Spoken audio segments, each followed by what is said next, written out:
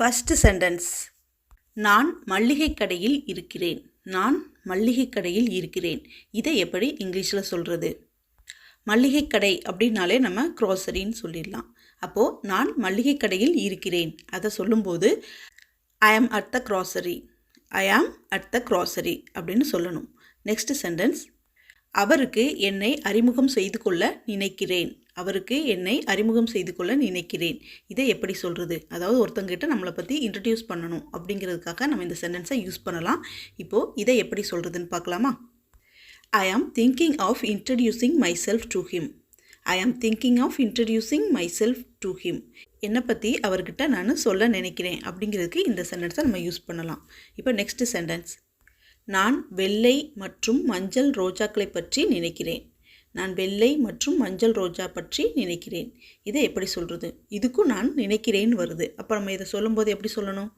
I am thinking about, I am thinking about white and yellow roses. I am thinking about white and yellow roses. இந்த sentence சிம்பிளாக தான் இருக்குது. இப்போ அடுத்த sentence போகலாம். நீங்கள் எங்கே ஏரோபிக்ஸ் செய்கிறீர்கள்? நீங்கள் எங்கே ஏரோபிக்ஸ் செய்கிறீர்கள்? ஏரோபிக்ஸுங்கிறது ஒரு ஒர்க் அவுட் மாதிரி. இப்போ ஜும்பா டான்ஸ் ஆடிக்கிட்டே ஒர்க் அவுட் பண்ணுறாங்க இல்லையா, அதே மாதிரி இதுவும் ஒரு வகையான எக்ஸசைஸ். நீங்கள் எங்கே ஏரோபிக்ஸ் செய்கிறீர்கள்? இதை எப்படி சொல்கிறது? Where do you do aerobics? Where do you do aerobics? இப்போது அடுத்த சென்டென்ஸ் போகலாம். என் பாட்டி முதியோர் இல்லத்தில் இருக்கிறார். என் பாட்டி முதியோர் இல்லத்தில் இருக்கிறார். இதை எப்படி சொல்லலாம்? முதியோர் இல்லம் அப்படின்னு சொல்லும்போதே இங்கே நர்சிங் ஹோம்னு வந்துடும். அப்புறம் என்னுடைய பாட்டி அப்படிங்கும்போது மை கிராண்ட் மதர். இப்போ இந்த சென்டென்ஸை நம்ம மேக் பண்ணுறது ரொம்ப ஈஸியான ஒன்று. பண்ணலாமா? My grandmother is in a nursing home. My grandmother is in a nursing home. அடுத்த சென்டென்ஸ் பார்க்கலாம். அவள் மிகவும் ஆரோக்கியமாக இருக்கிறாள், ஆனால் நன்றாக நடக்க முடியாது. அவள் மிகவும் ஆரோக்கியமாக இருக்கிறாள், ஆனால் நன்றாக நடக்க முடியாது. ஒரு சிலர் ரொம்ப ஹெல்த்தியாக இருப்பாங்க, பட் நடக்கும்போது மட்டும் கொஞ்சம் சாஞ்சு நடப்பாங்க. இப்போ இதை நம்ம எப்படி சொல்லலாம்? அவள் மிகவும் ஆரோக்கியமாக இருக்கிறாள், ஆனால் நன்றாக நடக்க முடியாது அப்படின்னு சொல்லும்போது இது ரெண்டு சென்டென்ஸாக வந்துருச்சு. இப்போ நம்ம இதை மேக் பண்ணலாமா? She is pretty health but can't walk that well. She is pretty health but can't walk that well. அவள் ஆரோக்கியமாக இருக்கிறா, ஆனால் அவளால் நன்றாக நடக்க முடியாது அப்படின்னு சொல்கிறதுக்கு இந்த சென்டென்ஸை நம்ம யூஸ் பண்ணலாம். வாங்க இப்போ அடுத்த சென்டென்ஸ் போகலாம். இந்த வார இறுதியில் சொரோரிட்டி பார்ட்டியை முறியடிக்கப் போகிறோம். இந்த வார இறுதியில் சொரோரிட்டி பார்ட்டியை முறியடிக்கப் போகிறோம். இதை எப்படி சொல்கிறது? ஃபஸ்ட்டு சொரோரிட்டி பார்ட்டினா என்ன அப்படின்னா மகளிர் சங்கம்னு ஒன்று சொல்லுவாங்க இல்லையா, அந்த மாதிரி இது. ஒரு சில சங்கங்கள் தேவையான விஷயங்களுக்கு பேசுகிறது கிடையாது, சின்ன சின்ன தேவையில்லாத விஷயங்களுக்கு அதிகமாக பேசுவாங்க. இந்த வார இறுதியில் சொரோரிட்டி பார்ட்டியை முறியடிக்க போகிறோம். இதை எப்படி சொல்கிறது? We are going to crush the sorority party this weekend. We are going to crush the sorority party this weekend. அடுத்த சென்டென்ஸ் பார்க்கலாம். அதை திறந்து வைக்க முடியுமா? அதை திறந்து வைக்க முடியுமா? இதை எப்படி சொல்கிறது? இது சிம்பிள் சென்டென்ஸ் தான், நீங்கள் கொஞ்சம் ட்ரை பண்ணி பாருங்கள். Can you keep it open? Can you keep it open? அப்படின்னு கேட்கணும். இப்போது அடுத்த சென்டென்ஸ். எங்கள் முடிவுகளை ஏன் ஆன்லைனில் வெளியிடக்கூடாது? எங்கள் முடிவுகளை ஏன் ஆன்லைனில் வெளியிடக்கூடாது? இப்போல்லாம் ரிசல்ட்டெல்லாம் எப்போவுமே என்ன செய்கிறாங்க? ஆன்லைனில் தான் நிறைய பார்க்குறாங்க, ஆன்லைனில் தான் வெளியிடுறாங்க. அந்த மாதிரி கேட்கும்போது இந்த சென்டென்ஸை நம்ம யூஸ் பண்ணலாம். எங்கள் முடிவுகளை ஏன் ஆன்லைனில் வெளியிடக்கூடாது? இதை எப்படி கேட்குறது? Why don't we post our result online? Why don't we post our result online? அடுத்த சென்டென்ஸ். பிறர் விஷயங்களில் தலையிட வேண்டாம். பிறர் விஷயங்களில் தலையிட வேண்டாம். இது நம்ம சொல்லுவோம். யாராவது ரெண்டு பேர் பேசிகிட்டு இருக்காங்க, திடீர்னு யாராவது ஏதாவது மூக்கு நுழைச்சாங்கன்னா எங்கள் விஷயத்தில் நீங்கள் தலையிடாதீங்க, பிறர் விஷயத்தில் நீங்கள் தலையிடாதீங்க அப்படின்னு சொல்லுவோம் இல்லையா, அதுக்கு இந்த சென்டென்ஸை நம்ம யூஸ் பண்ணலாம். Let's not meddle in other people's business. Let's not meddle in other people's business. அதை மற்றவங்களுடைய விஷயங்களில் தலையிடாதீங்கன்னு சொல்கிறதுக்கு இந்த மாதிரி நம்ம யூஸ் பண்ணலாம்.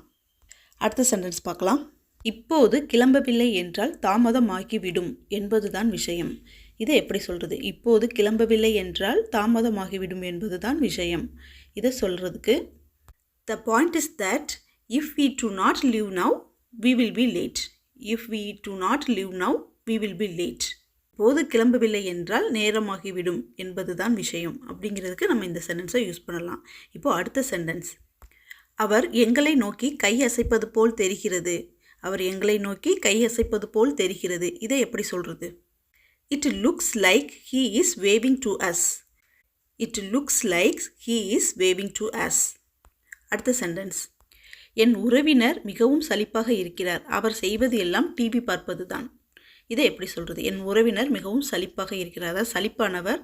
அவர் எப்போவுமே டிவி மட்டும்தான் பார்த்துட்ருக்காரு. அதை சொல்கிறதுக்கு நம்ம இந்த சென்டென்ஸை யூஸ் பண்ணலாம். இதை எப்படி சொல்கிறது? My cousins R so boring. All they do is வாட்சிங் TV. My cousins R so boring. All they do is வாட்சிங் டிவி. என்னுடைய உறவினர் ரொம்ப போரானவர். ஏன் அப்படின்னா அவர் எப்போவுமே டிவி பார்த்துட்டே இருக்காரு அப்படின்னு சொல்கிறதுக்கு நம்ம இந்த சென்டென்ஸை யூஸ் பண்ணலாம். இப்போ நம்ம அடுத்த சென்டென்ஸ் பார்க்கலாம். உனக்கு இசை கேட்பது பிடிக்குமா? உனக்கு இசை கேட்பது பிடிக்குமா அப்படின்னு கேட்குறதுக்கு நம்ம எப்படி யூஸ் பண்ணலாம்? இது ரொம்ப சிம்பிள் தான். வாங்க பார்க்கலாம். To you like listening to music? To you like listening to music? உங்களுக்கு பாட்டு கேட்பது மிகவும் பிடிக்குமா? இல்லை உங்களுக்கு பாட்டு கேட்பது பிடிக்குமா அப்படின்னு கேட்குறதுக்கு நம்ம இந்த சென்டென்ஸை யூஸ் பண்ணலாம். இப்போ அடுத்த சென்டென்ஸ். முதியவர்கள் முதல் தேர்வு, எனவே பதிவு செய்வது அவர்களுக்கு எளிது. முதியவர்கள் முதல் தேர்வு, பதிவு செய்வது அவர்களுக்கு மிகவும் எளிது. இதை எதை மென்ஷன் பண்ணுறது அப்படின்னா, இப்போ ஒரு ஜாப்பில் போய் உட்காந்துருக்காங்க, ஒரு எக்ஸ்பீரியன்ஸ் சீனியர்ஸ் எல்லாம் என்ன பண்ணுவாங்கன்னா ஒரு வேலையை டக்குன்னு முடிச்சிடுவாங்க. அதுவே புதுசாக ஜாயின் பண்ணவங்களுக்கு அந்த வேலை கொஞ்சம் கஷ்டமாக இருக்கும். அதனால் ஏதாவது எக்ஸ்பீரியன்ஸான ஒரு வேலைக்கு நம்ம சீனியரை தான் அனுப்புவோம். அந்த மாதிரி சென்டென்ஸுக்கு நம்ம இதை யூஸ் பண்ணலாம். முதியவர்கள் முதல் தேர்வு, அவர்களுக்கு அந்த வேலை என்னது ரொம்ப ஈஸியான ஒன்று அப்படிங்கிறத நம்ம இந்த சென்டென்ஸ் வச்சு சொல்லலாம். வாங்க இப்போ அந்த சென்டென்ஸை பார்க்கலாம். Seniors have the first pick, so registering is easy for them. Seniors have the first pick, so registering is easy for them. அவங்களுக்கு என்னது அந்த ரிஜிஸ்டர் பண்ணுறது ரொம்ப ஈஸியான ஒன்றா இருக்கும். அந்த வேலையை முடிக்கிறது அவங்களுக்கு ரொம்ப எளிதான ஒன்றா இருக்கும். அடுத்த சென்டென்ஸ். என்னால் அன்று இரவு வேலை செய்ய முடியாது. என்னால் அன்று இரவு வேலை செய்ய முடியாது. இதை எப்படி சொல்கிறது? I can't, I have to work that night. I can't, I have to work that night. என்னால் அன்று இரவு வேலை செய்ய முடியாது அப்படிங்கிறதுக்கு நம்ம இந்த இதை சொல்லலாம். அன்று இரவுக்கு மட்டும் கிடையாது, வேறு எந்த நாளாவது உங்களுக்கு வேலை செய்ய முடியலைன்னா இந்த சென்டென்ஸை நீங்கள் யூஸ் பண்ணிக்கலாம். அடுத்த சென்டென்ஸ். நான் கால்பந்து விளையாடுவதில்லை, ஏனென்றால் அதில் அதிக ஓட்டம் தேவைப்படுகிறது. நான் கால்பந்து விளையாடுவதில்லை, ஏனென்றால் அதிக ஓட்டம் தேவைப்படுகிறது. இதை எப்படி சொல்கிறது? ஏன்னா கால்பந்துனாலே ஓடிக்கிட்டே தான் இருப்பாங்க. ஒரு சிலருக்கு அது பிடிக்காது. அந்த மாதிரி இருக்கிறவங்களுக்கு இதை நீங்கள் யூஸ் பண்ணிக்கலாம். I don't play soccer because it requires too much running. I don't play soccer because it requires too much running. அதில் அதிக ஓட்டம் தேவைப்படுறதுனால நான் அது விளையாட மாட்டேன் அப்படின்னு சொல்லலாம். இப்போது அடுத்த சென்டென்ஸ். அடுத்த வாரம் என்ன செய்கிறாய்? அடுத்த வாரம் என்ன செய்கிறாய்? இதை நம்ம எப்படி கேட்குறது? இது சிம்பிள் தான். What are you doing next week? What are you doing next week? அடுத்த வாரம் என்ன செய்கிறாய்ன்னு கேட்குறதுக்கு நம்ம இந்த மாதிரி சொல்லலாம். அடுத்த சென்டென்ஸ். என்னால் அட்டவணையை தொடர முடியவில்லை, அதனால் அந்த வகுப்பிலிருந்து வெளியேறினேன். என்னால் அட்டவணையை தொடர முடியவில்லை, அதனால் அந்த வகுப்பிலிருந்து வெளியேறினேன். இது ஷெட்யூல் தான். ஒரு ஷெட்யூல் கொடுத்தாங்க அப்படின்னா அதை கீப்பப் பண்ண முடியலன்னா அந்த கிளாஸ்லேருந்து எஸ்கேப் ஆகிடுவாங்க. அதுக்கான சென்டென்ஸ் தான் இது. இதை நம்ம எப்படி சொல்கிறது? ஐ குட்ன்ட் கீப் அப். ஏன் குட்ன்ட்னு யூஸ் பண்ணியிருக்கோம் அப்படின்னா, குட்டுங்கிறது பாஸ்ட் டென்ஸ். குட்ன்ட்னா முடியாத விஷயங்களுக்கு நம்ம குட்ன்ட்னு சொல்வோம்.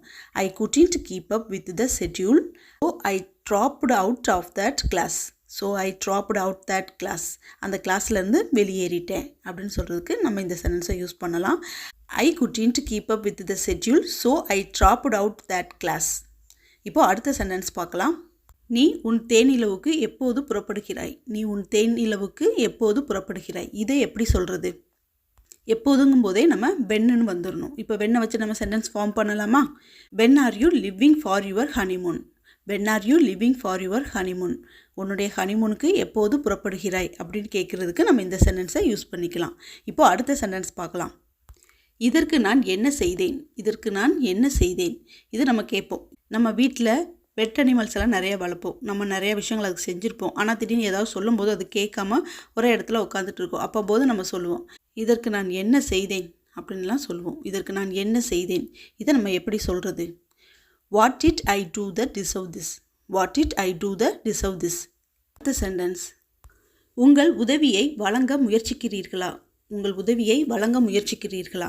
அதாவது நீங்கள் எனக்கு உதவி பண்ண முயற்சிக்கிறீங்களான்னு கேட்குறதுக்கு தான் இந்த மாதிரி கேட்குறது. இதை நம்ம எப்படி இங்கிலீஷில் சொல்கிறது? Are you trying to offer your help? Are you trying to offer your help? நீங்கள் உங்களுடைய உதவியை செய்ய முயற்சிக்கிறீர்களா அப்படின்னு கேட்குறதுக்கு நம்ம இந்த சென்டென்ஸை யூஸ் பண்ணலாம்.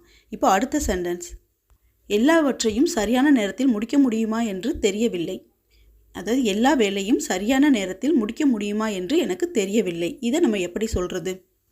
எனக்கு தெரியவில்லை அப்படின்னு சொல்லும்போதே I don't know, I don't know, அதுக்கடுத்து ரீசன் சொல்லும்போது இஃப் யூஸ் பண்ணி சொல்லணும். I don't know if I can finish everything on time.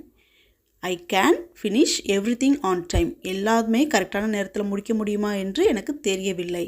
I don't know if I can finish everything on time. எல்லாத்தையும் சரியான நேரத்தில் முடிக்க முடியுமா என்று தெரியவில்லைங்கிறதுக்கு இந்த சென்டென்ஸை நம்ம யூஸ் பண்ணி சொல்லலாம். இப்போ அடுத்த சென்டென்ஸ், உங்கள் நாள் எப்படி செல்கிறது? உங்கள் நாள் எப்படி செல்கிறது அப்படின்னு கேட்குறத நம்ம எப்படி சொல்லலாம்? செல்கிறதுங்கன்னா கோயிங்னு சொல்வோம். எப்படிங்கும்போது ஹவுன்னு யூஸ் பண்ணி சொல்வோம். இப்போ இதை வச்சு ஃபார்ம் பண்ணலாமா? How is your day going? How is your day going? சிம்பிளான ஒன்று தான். இப்போ அடுத்த சென்டென்ஸ், அதாவது ஃபைனல் சென்டென்ஸ், நான் வங்கியில் வேலை செய்கிறேன். நான் வங்கியில் வேலை செய்கிறேன்.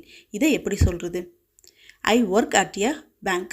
I work at a bank. இது நம்ம பேங்க்கில் வேலை செஞ்சால் பேங்க்னு சொல்லணும், ஸ்கூலில் வேலை செஞ்சால் ஸ்கூல்னு சொல்லணும். எந்த இதில் வேலை செய்கிறீங்களோ அந்த பிளேஸை போட்டால் போதும். இன்றைக்கி நம்ம 25 சென்டென்சஸையும் பார்த்தோம். இப்போ உங்களுக்கான ஒரு சென்டென்ஸ், நான் இங்கே எப்படி தங்குறது? நான் இங்கே எப்படி தங்குறது? இதை எப்படி சொல்லலாம் அப்படிங்கிறத நீங்கள் என்னுடைய கமெண்ட் பாக்ஸில் சொல்லுங்கள். இந்த வீடியோ உங்களுக்கு பிடிச்சிருந்ததுன்னா மறக்காமல் லைக் பண்ணுங்கள், ஷேர் பண்ணுங்கள், கமெண்ட் பண்ணுங்கள். பக்கத்தில் இருக்க சப்ஸ்கிரைப் பட்டனை லைட்டாக தட்டி விட்டுருங்க. தேங்க்யூ ஃபார் வாட்சிங். Subscribe for more videos.